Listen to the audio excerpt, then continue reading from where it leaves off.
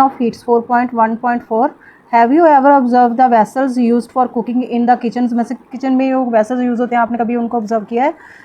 You might have notice that the vessels used for heating are made of metals, मतलब वो metal से बनते हैं, ठीक है ना। जैसे मेटल्स जो है मतलब कौन कौन से मेटल से बनते हैं ये जो वेसल्स होते हैं।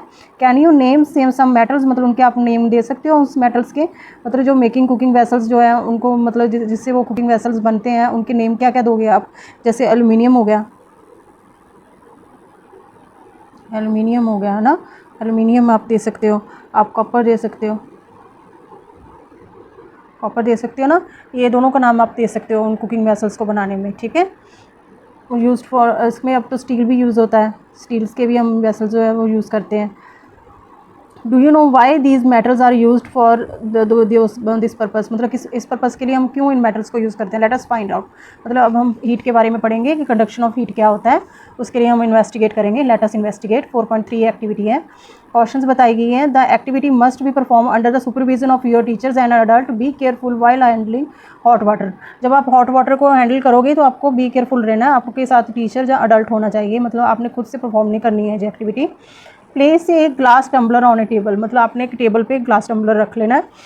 Fill it with hot water, इसको फिल करना है हॉट वाटर से। टेक ए मेटल स्पून लेना है और एक वुडन स्पून लेना है ऑफ ऑलमोस्ट सेम साइज़, मतलब सेम साइज़ और सेम थिकनेस के होने चाहिए दोनों, मेटल स्पून और वुडन स्पून, जैसे कि यहाँ पे शो किया हुआ है उन्होंने, मेटल स्पून है एक वुडन स्पून है, मतलब दिखाया हुआ है। Immerse both the spoon simultaneously, मतलब एक ही समय पे दोनों को आपने इमर्स करना है into the hot water and leave them undisturb, मतलब उसको कुछ समय के लिए आपने डिस्टर्ब नहीं करना, ऐसे छोड़ देना है, डिप करके रख देना आपने, ठीक है, इमर्स करके रख देना है। Now carefully touch the upper end of each spoon, अब उसके बाद आपने क्या करना है, उसका अपर एंड जो है ना उसको टच करके देखना है। सम डिस्कशंस पॉइंट्स दिए हुए हैं, जैसे कि विच ऑफ स्पून गेट हॉटर्स, मतलब कौन सा गर्म हुआ, जो स्पून है वो कौन सा गर्म हुआ, मतलब what does the experiments tell us about the heat transfer along the 2 teaspoon. Heat transfer के बारे में क्या पता चला हमें, ठीक है ना, हमें क्या पता चलता है इसमें जो हीट ट्रांसफ़र होती है। You may have notice that the metal spoon is hotter to touch, मतलब जो होता है मेटल स्पून जो होता है ना वो हॉटर होगा टच में देन द वुडन स्पून से। Even though both spoons are immersed in water, मतलब सेम टेम्परेचर पे हमने उनको इमर्स किया था स्पून्स को, फॉर द सेम टाइम, मतलब सेम टाइम पे इमर्स किया था। This show that the heat transfer through the metal spoon making it hotter, जो हीट ट्रांसफ़र हुई मेटल स्पून में उसने उसको हॉटर बना दिया, मतलब वो हॉट हो गया। It in contrast of wooden spoon transfer of heat is पूरली, मतलब उसमें जो थी वो हीट ट्रांसफ़र हो गई, जो उसमें मेटल का था उसमें तो हीट ट्रांसफ़र होगी और वो हॉटर हो गया, बट लेकिन जो वुडन था वो पूरली हीट हुआ, उसमें हीट ट्रांसफ़र ही नहीं हुई, क्योंकि वो पुअर कंडक्टर है, हीट का कंडक्टर नहीं है। अब इसके लिए हम आगे पढ़ेंगे। In such case the transfer of heat, अब ट्रांसफ़र ऑफ हीट के बारे में पढ़ रहे हैं। From one point to another of the material is called conduction, उसको क्या कहा जाता है, transfer of heat from one point to another of the material is called conduction, उसको क्या कहा जाता है, उसको कंडक्शन कहा जाता है। And the material that transfer heat are called conductor, और जिसमें ये ट्रांसफ़र हुआ था जो मटेरियल था उसको क्या कहा जाता है, उस मटेरियल्स को हम कंडक्टर बोलते हैं।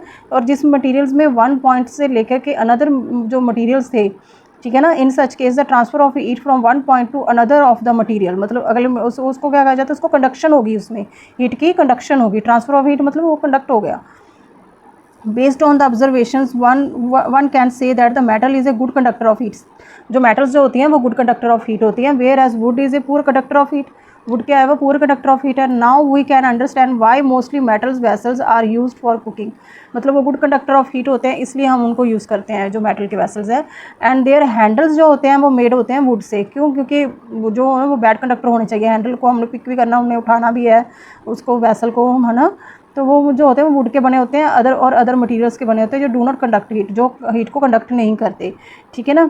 अब you will learn more about this in the chapter heat transfer in nature, पढ़ेंगे ना हम, उस चैप्टर में हम देखेंगे, ठीक है, इसके बारे में। उसके बाद है 4.1.5 कंडक्शंस ऑफ इलेक्ट्रिसिटी। अब हम कंडक्शन ऑफ इलेक्ट्रिसिटी, पहले हमने कंडक्शन ऑफ हीट देखा, अब हम कंडक्शन ऑफ इलेक्ट्रिसिटी के बारे में देखेंगे।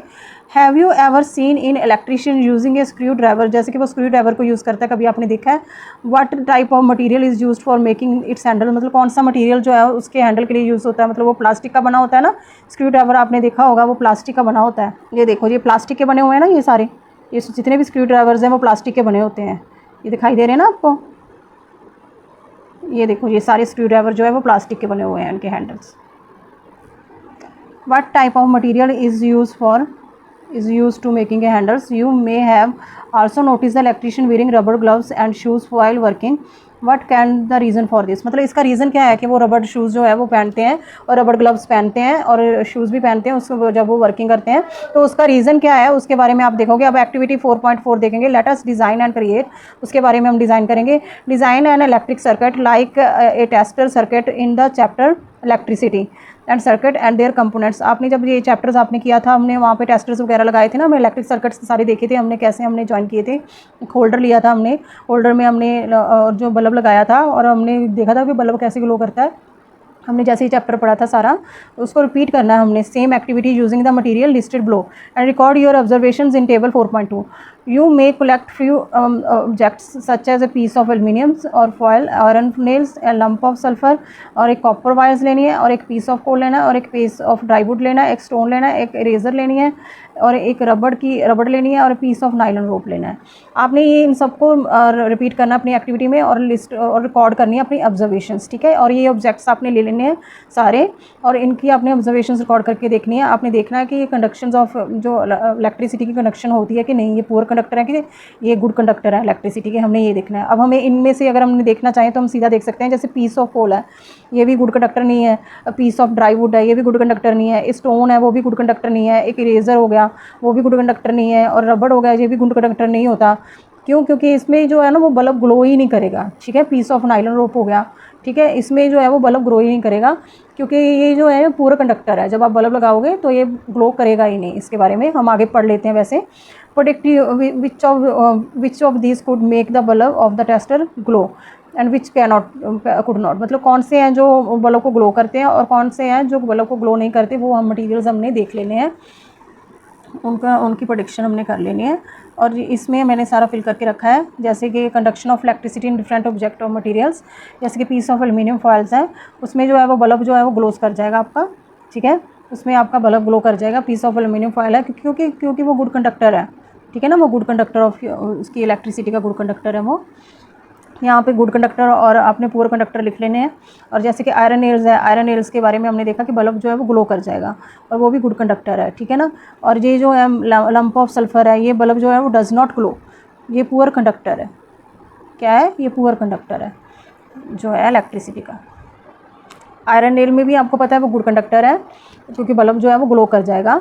और पीस ऑफ एल्यूमिनियम फॉइल में भी बल्ब ग्लो कर जाएगा। और एक आपने कॉपर वायर्स लिख लिया, उसमें बल्ब ग्लो करेगा और वो गुड कंडक्टर है, ठीक है, उसमें भी बल्ब ग्लोज करेगा। और जो है बाकी के मैंने आपको ऊपर बता ही दिए थे क्योंकि वो पूरा कंडक्टर्स हैं, उनमें बल्ब आपका ग्लोज नहीं करेगा। अब हम उसके बारे में हम आगे देख लेते हैं। You might have observe the object made of aluminium, iron, copper make a bulb glow, मतलब जो एल्यूमिनियम से बने हुए हैं, आयरन से बने हुए हैं और कॉपर से बने हुए हैं, वो उसमें जो बल्ब जो हो जाएगा वो ग्लो कर जाएगा, ठीक है, आपका जो बल्ब है वो ग्लो कर जाएगा। वेयर एज सल्फर हो गया, कोल हो गया, वुड हो गया, स्टोन हो गया, इरेजर, नाइलॉन रोप हो गया, could not make it glow, मतलब ये सभी क्या है, ये पुअर कंडक्टर्स हैं। Do you see any patterns in the glowing of the bulb when using the different material in activity, मतलब आप जो है वो पैटर्न देख ही पा रहे हो, मतलब जो हमने 4.4 में लिख लिया है। It is observe that all materials that make bulb glow are metals, मतलब जो ऊपर के पैटर्न से हमें ये पता लगता है कि जो ऑल मटेरियल्स जो बल्ब को ग्लो करने दे रहे हैं वो मेटल्स हैं। वो किसके बने हुए हैं? वो मेटल्स के बने हुए हैं। Materials that allow electricity to flow through them, electricity to flow through them easily are called good conductor of electricity. उन मटेरियल्स को क्या कहा जाता है? Good conductor of electricity. In contrast the materials that prevent the bulb from glowing by not allowing electricity to pass through them are called poor conductor of electricity। और जो उनमें से बल्ब जो ग्लो नहीं करेगा, ठीक है ना, बल्ब ग्लो नहीं करेगा, इलेक्ट्रिसिटी पास नहीं होगी, तो वो कौन से हैं? वो पुअर कंडक्टर ऑफ इलेक्ट्रिसिटी है। So now we can understand that the plastic covering on the screwdriver जो होती है वो क्यों लगी होती है, और रबर जो ग्लव्स है वो प्रोटेक्ट करते हैं इलेक्ट्रिशियन को क्योंकि इलेक्ट्रिक शॉक ना लगे। Because these materials are poor conductor of electricity, जो ये मटेरियल्स हैं ये पुअर कंडक्टर हैं इलेक्ट्रिसिटी के। We learn that the metals are generally hard, जो मेटल्स जो होती हैं वो जनरली हार्ड होती हैं, लस्ट्रस होती हैं, मेलिएबल होती हैं, डक्टाइल होती हैं, ये सभी हमने देख लिया, और गुड कंडक्टर ऑफ हीट होती हैं और इलेक्ट्रिसिटी होती हैं। Now let us learn how metal behave in the presence of air and water. अब हम पढ़ेंगे कि वो बिहेव कैसे करते हैं प्रेजेंस ऑफ एयर और वाटर के बारे में। ये अब हम काफ़ी लेंथी हो गया है, अब ये हम अगले पार्ट में करेंगे, ठीक है। अगर मैम की वीडियो आपको अच्छी लगती है तो प्लीज़ आप मेरे चैनल को सब्सक्राइब कर दीजिए, और सब्सक्राइब के साथ आप उसको बेल आइकन को प्रेस कर दीजिए, ठीक है, और लाइक कर दीजिए वीडियो को और शेयर कर दीजिए। नेक्स्ट हम नेक्स्ट पार्ट में करेंगे, ठीक है।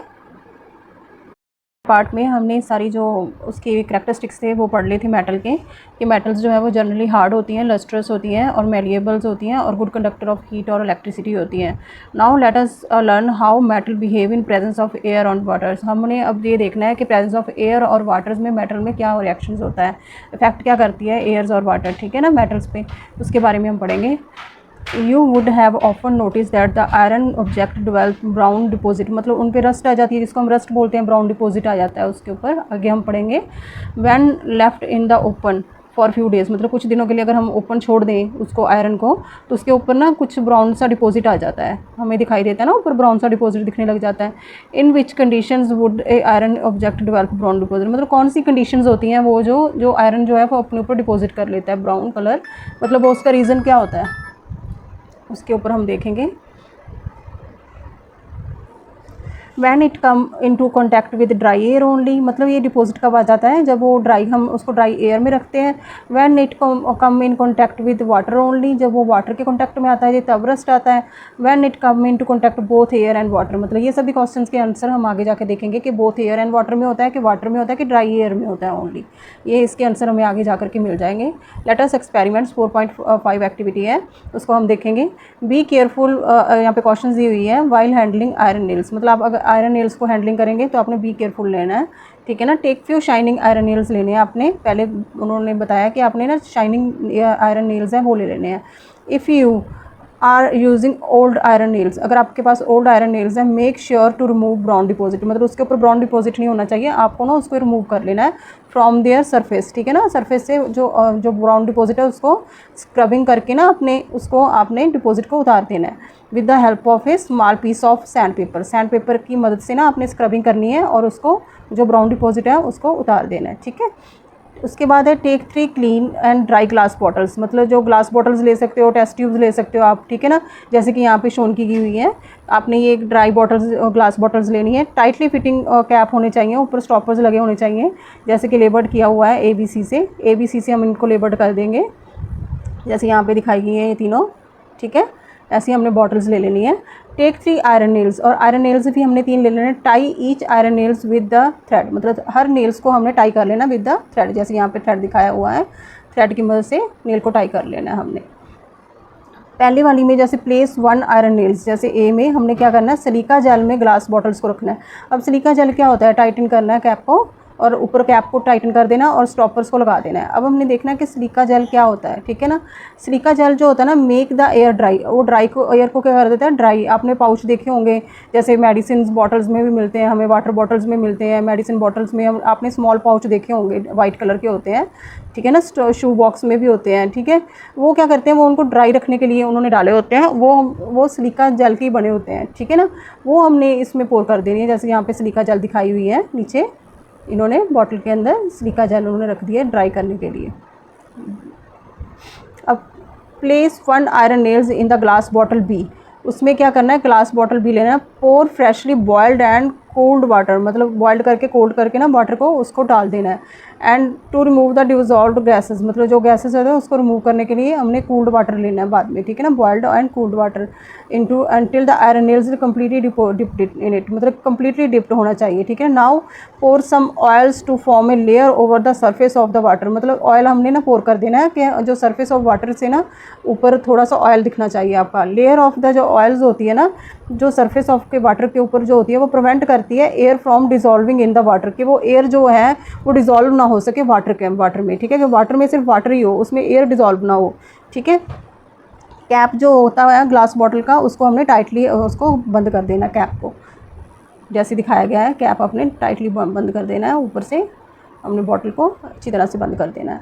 ठीक है। इसमें हमने वाटर डाल दिया, इसमें हमने ड्राई एयर्स का यूज़ किया। और इसमें क्या करेंगे, place 1 iron nails in the glass bottle C and pour some water so that the iron nail is partially dipped, मतलब आयरन नेल्स जो होगी ना वो पार्शली डिप्ड होनी चाहिए इसमें, ठीक है ना। कीप दिस ग्लास बॉटल अनस्टॉपर्ड, मतलब अनस्टॉपर्ड होनी चाहिए, मतलब उसके ऊपर स्टॉपर्ड नहीं लगाना आपने, ठीक है ना। This allow the iron nails to come into contact with both water and air, मतलब जो बॉटल है ना वो आपकी कॉन्टैक्ट में होने चाहिए, वाटर और एयर के दोनों के कॉन्टैक्ट में आ जाएगा, ठीक है ना। आयरन नेल्स जो होगा वो दोनों के कॉन्टैक्ट में आ जाएगा इसमें, जैसे कि शोन किया गया है पिक्चर में, क्योंकि ये ओपन है, इसमें एयर भी जा रही है और इसमें आयरन नेल भी जा रहा है।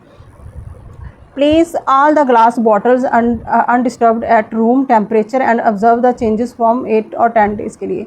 8 और 10 डेज़ के लिए हमने ऑब्ज़र्व करनी है, जो भी उसको अनडिस्टर्ब करना है, और 8-10 दिन हमने ऑब्ज़र्व करनी है उसमें क्या क्या चेंजेस आ रही हैं। रिकॉर्ड्स और ऑब्जर्वेशंस, और आपने अपनी ऑब्जर्वेशंस को रिकॉर्ड कर लेना है। अब यहाँ पे आपने अपनी ऑब्जर्वेशन सारी रिकॉर्ड करके लिख लेनी है, जहाँ पे यहाँ पे लिखा हुआ है ना कि प्रेजेंस ऑफ वाटर में क्या हो रहा है और प्रेजेंस ऑफ उसमें क्या हो रहा है, यहाँ पे हम लिख लेंगे। जैसे उन्होंने कहा था कि पहले में क्या है, पहले में ओनली एयर थी, ठीक है, प्रेजेंस ऑफ वाटर नहीं था उसमें, तो नो आ गया, ठीक है। तो प्रेजेंस ऑफ एयर थी, यस प्रेजेंस ऑफ एयर थी। तो इसमें क्या होगा, हमारी ऑब्जर्वेशन क्या आएगी, नो ब्राउन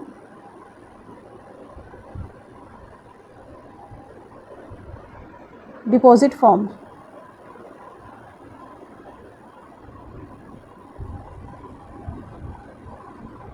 इसमें ब्राउन डिपॉजिट नहीं आएगा, ठीक है। और इसकी कंडीशन सेकंड वाली जो थी उसमें क्या था, उसमें वाटर था, यस वाटर था, उसमें एयर थी, नो, क्योंकि ऑयल की हमने ऑयल लेयर डाली थी ना ऑयल की, तो उसकी वजह से वहाँ पे एयर जो है वो वाटर में नहीं जा सकती थी, ठीक है ना। तो सेकंड कंडीशन में क्या था, सेकंड कंडीशन में ओनली एयर थी, ठीक है, एयर नहीं थी और वाटर था ओनली, ठीक है। तो इसमें क्या होगा, इसमें भी नो ब्राउन डिपॉजिट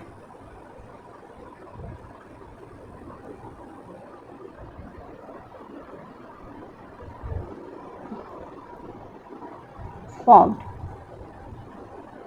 ठीक है। और उसके बाद थर्ड कंडीशन में क्या था, दोनों चीज़ें थी, एयर भी थी और वाटर भी था, ठीक है, एयर भी थी और वाटर की प्रेजेंस भी थी, दोनों की प्रेजेंस थी ना, एयर की प्रेजेंस भी थी और वाटर की प्रेजेंस भी थी। तो इसमें क्या होगा, इसमें ब्राउन डिपॉजिट फॉर्म हो जाएगा,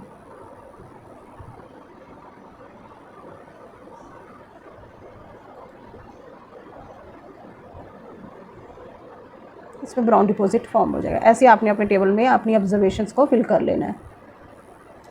what can you conclude from this experiment, आपने क्या कंक्लूड किया, in it is observe that in glass bottle A and B that is the iron nail do not show any brown deposit, जो A and B था उसमें कोई iron deposit नहीं आया, iron में ब्राउन का कोई डिपॉजिट नहीं आया आयरन नेल्स पे। We what does this observation indicates, मतलब ये ऑब्जर्वेशन हमें क्या इंडिकेट्स करती है, this indicates that the brown deposit and discoloration, मतलब उसमें डिसकलरेशन क्यों नहीं आया, on the iron nails do not develop when the iron nails kept in dry airs alone in the bottle A and water alone, ठीक है, in the bottle B, इन दोनों में उनका जो ब्राउन डिपॉजिट नहीं आता। अगर आप एक कंडीशन, दोनों कंडीशंस होनी चाहिए फिर जा करके उसमें ब्राउन डिपॉजिट आएगा।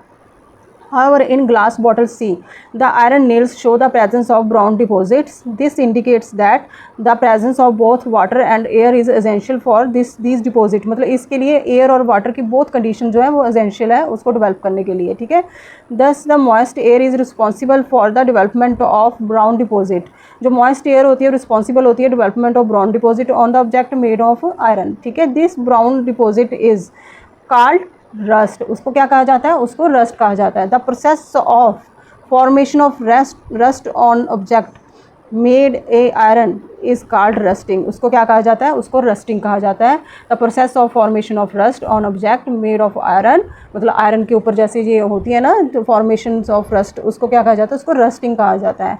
Many other metals also except discoloration, मतलब जो कुछ और मेटल्स भी हैं वो जो डिस्कलरेशन दिखाती हैं when kept open in the atmosphere, जैसे कि उनको एटमॉस्फेयर में ओपन रखा जाता है। Have you notice the formation of green coating, मतलब ग्रीन कोटिंग आपने नोटिस किया होगा on the surface of copper object, मतलब कॉपर ऑब्जेक्ट जो होते हैं, आपने कॉपर के ऑब्जेक्ट तो देखे होंगे, हम देख लेते हैं अगर आप देखना चाहते हो। ऐसे होते हैं ना कॉपर के ऑब्जेक्ट होते हैं, जैसे ये दिखाए हुए हैं, आप इसको देखते हैं, या ऐसे ये ऑब्जेक्ट दिखाई दे रहा है ना, ऐसे ऑब्जेक्ट्स, ऐसे हमारे पास बर्तन होते हैं कॉपर्स के बने हुए, ठीक है ना। इसके ऊपर ग्रीन कोटिंग दिखने लग जाती है, जैसे हमारे मंदिर में भी यूज़ होते हैं, तो ये इसके ऊपर ग्रीन कोटिंग आ जाती है। Green coating on the copper object और black coating on the surface of silver object, मतलब सिल्वर ऑब्जेक्ट के ऊपर भी आप देखते हो जैसे पायल डाली होती है, कोई भी डालते हैं ना, हाथ में कंगन भी डालते हैं, तो सिल्वर के ऊपर भी ब्लैक कोटिंग आ जाती है। कुछ देर आप उसको एटमॉस्फेयर में रखते हो तो एयर के कॉन्टैक्ट में रखते हो तो धीरे धीरे वो काली होने लग जाती है। Gradually deterioration of metal surface, मतलब जो मेटल सरफेस के ऊपर जो आता है ना ये इसको क्या कहा जाता है, इसको डिटोरिएशन मतलब जो भी चेंजेस आता है मेटल्स के ऊपर, जो भी हमें दिखाई देता है, जो भी नुकसान होता है मेटल का, जो भी है वो कॉज ऑफ किसकी वजह से होता है, वो एयर की कॉज होता है और वाटर का कॉज होता है। जैसे कि अदर सब्सटेंस, इसको क्या कहा जाता है, जो ये नुकसान होता है मेटल सरफेस का, कुछ भी ऊपर ब्लैक आ जाता है या कुछ भी ये नुकसान ही होता है ना उसका मेटल सरफेस का, तो उसको क्या कहा जाता है, उसको क्रोशंस बोला जाता है। उसको क्या कहा जाता है, उसको क्रोशंस बोला जाता है। Do you know that rusting of iron is a serious problem in our country, जो अपने कंट्रीज़ में है जो ये रस्टिंग ऑफ आयरन है इसमें बहुत प्रॉब्लम आती है। Every year A numbers amount of money जो होती है ना स्पेंड होती है रिप्लेस करने में और रिपेयर करने में आयरन स्ट्रक्चर्स को जो डैमेज हो जाती हैं ड्यू टू रस्टिंग, मतलब उस पर हमें काफ़ी मनी जो है हमारी जो है वेस्ट होती है इस पर। The rusting of iron can be prevented by several method such as painting, मतलब पेंटिंग से हम इसको हटा सकते हैं, रस्टिंग को प्रिवेंट करके रख सकते हैं। मतलब अगर हम आयरन की चीज़ को पेंट करके रखेंगे तो वो प्रोटेक्ट रहती है। ऑयलिंग से हम कर सकते हैं, ग्रीसिंग से कर सकते हैं, अप्लाइंग प्रोटेक्टिव लेयर्स, मतलब प्रोटेक्टिव लेयर्स अप्लाई कर दें हम, जैसे जिंक मेटल्स की आयरन के ऊपर गैल्विनेशन बोला जाता है, उसको क्या कहा जाता है, उसको गैल्विनेशन, मतलब जिंक मेटल का ना उसकी ना कोटिंग कर देते हैं जिंक मेटल की, तो उसको गैल्विनेशन बोला जाता है। We learn about this in higher grades, हम हायर ग्रेड्स में इसके बारे में पढ़ेंगे। ठीक है, अब यहाँ पे एक फैसिनेटिंग फैक्ट दिया हुआ है, उसके बारे में हम जान लेते हैं। आयरन पिलर्स जो है एशियंट इंडियंस जो थे वो मेटलर्जीज में से मेटल को ना यूज़ करके आर्ट्स बनाए जाते थे, मेटल को यूज़ करके ना आर्ट्स बनाए जाते थे, आर्ट्स क्रिएशंस होती थी। ठीक है, आर्ट्स क्रिएशन उसको कहा जाता है। आयरन पिलर ऑफ दिल्ली, मतलब दिल्ली में जैसे बना हुआ है, was made in the time of Chandragupta two के टाइम पे ये बना हुआ है, मतलब मोर देन 16 ईयर्स एगो, मतलब 1600 ईयर्स एगो मतलब ये बना हुआ है। It is about 8 meters high and weight more than 6000 kilogram, मतलब 6000 किलोग्राम से ज़्यादा है इसका weight. We are interesting about this iron pillar is the despite all these years of facing winds, rainfall and intense weather, it is barely any rust, मतलब इस पर कोई rust नहीं लगी इतनी ना, पता क्यों, इसलिए क्योंकि इसमें ऐसा मटेरियल यूज़ किया गया है कि इस पर कोई रस्ट ही नहीं लगी, ना ही कोई विंड भी चल रही हो, रेनफॉल हो रहा हो, कोई इंटेंस वेदर था, मतलब सभी के होते हुए भी इससे कोई रस्ट नहीं लगा, क्योंकि ऐसा मटीरियल उस टाइम भी लोग यूज़ करते थे। In other words it has been made in a way that it resist rusting, मतलब ये रस्ट इस वे में बनाया गया है कि ये रजिस्ट कर सके रस्टिंग को। ठीक है, this tell us about the skills that were develop in metal technology in India, मतलब मेटल टेक्नोलॉजी इन इंडिया मतलब कौन सी टेक्नोलॉजी वो उस टाइम यूज़ करते थे। ठीक है ना, कौन सा स्किल जो थे वो उस टाइम यूज़ किए जाते थे, तो उसके बारे में ये बताता है ये पिलर कि इस पर कोई रस्टिंग ही नहीं लगती, मतलब इतनी रस्टिंग मतलब दिखाई नहीं देती इस पिलर पे, आयरन पिलर है ये। इसके बाद हम पढ़ेंगे effect of air and water on the other metals, मतलब जो मेटल्स हैं उनके ऊपर हम देखेंगे इफेक्ट ऑफ एयर और वाटर का। एक्टिविटी 4.6 दी हुई है, लेट अस इन्वेस्टिगेट, हम इन्वेस्टिगेट करेंगे। डेमोन्स्ट्रेट एक्टिविटी है ये, डेमोन्स्ट्रेशन एक्टिविटी, ये टीचर्स में डेमोन्स्ट्रेट दिस एक्टिविटी, टीचर जो है वो आपको डेमोन्स्ट्रेट करके दिखाएंगी। कॉशंस यहाँ पे बताइए, it is advisable for the students to wear protective eye glasses, मतलब प्रोटेक्टिव आई ग्लासेस पहनने हैं आपने, एंड कीप सेफ डिस्टेंस, आपने डिस्टेंस पे रहना है आपने। Take a magnesium ribbons about 3-4 centimeters long, मतलब 3-4 सेंटीमीटर वो लॉन्ग होना चाहिए। Clean it by rubbing with the piece of sand paper की मदद से आपने इसको मतलब क्लीन कर लेना है। Hold it with a pair of tongue, मतलब एक पेयर ऑफ टंग जो होता है ना जैसे चिमटा होता है उसकी मदद से आपने इसको होल्ड करना है। इग्नाइट इट, मतलब इसको आपने बर्न करना है आपने स्पिट लैंप के ऊपर और कैंडल्स के ऊपर। ठीक है ना, इसको बर्न करना है आपने। Let the magnesium ribbon burn, मतलब जब मैग्नीशियम आपने क्या करना है उसके बाद जैसे वो बर्न होगा तो बर्न होने के बाद आपने ऑब्जर्व करना है। व्हाट डू यू ऑब्जर्व, मतलब आप क्या ऑब्जर्व करोगे। You must have observed that the magnesium ribbon burn with a dazzling white flames, मतलब white flames जैसे यहाँ पे दिखाई दे रही है, white flames से मतलब वो बर्न होता है। And changes into white powder, white powder में चेंज हो जाता है। Collect in the watch glass, मतलब वाच ग्लास जो यहाँ पे दिया हुआ है ना उसमें हम उसको कलेक्ट कर लेंगे। This powder is a magnesium oxide water, ये क्या है, मैग्नीशियम ऑक्साइड का वाटर है। It is form due to the reaction between magnesium and oxygen present in the presence of the air, मतलब एयर की प्रेजेंस में जो मैग्नीशियम और ऑक्सीजन की रिएक्शन हुई है ना, उसकी वजह से ये मैग्नीशियम ऑक्साइड बना है, ठीक है ना, ये ऑक्साइड फॉर्म होते हैं मैग्नीशियम का। Add a few drops of warm water, इसमें आपने वार्म वाटर ऐड करना है इन द वाइट पाउडर जो आपको मिला है, एंड स्टिर इट वेल, इसको आपने स्टिर करना है और चेक इट्स नेचर, इसकी नेचर्स को आपने चेक करना है। Recall the chapters exploring substance acidic, basic and neutral, जो हमने चैप्टर पढ़ के गए थे पीछे, तो उसको हमने रिकॉल करना है। Find out whether the solution of magnesium oxide is acidic और बेसिक और न्यूट्रल, हमने उसकी नेचर को फाइंड आउट करना है कि उसकी नेचर कौन सी है। You can use any acid base indicator, आप यूज़ कर सकते हो, जैसे कि हम रेड ब्लू लिटमस पेपर को यूज़ करेंगे। What effect does this solutions have on the blue और रेड लिटमस पेपर, तो आप क्या देखोगे इसके ऊपर, you would observe that it changes the colours of red litmus paper two blue, मतलब रेड लिटमस पेपर को जो ब्लू में चेंज कर देता है, रेड लिटमस टू ब्लू में अगर चेंज कर देता है तो वो क्या होता है, वो बेसिक होता है, वो बेसिक होता है। तो ये क्या है, एक बेस है, hence it is a basic in nature, ठीक है ना। बी से हमने ये याद किया था ना, रेड टू मतलब ब्लू मतलब बी से हमने बेसिक नेचर समझी थी कि वो बेसिक इन नेचर होगा।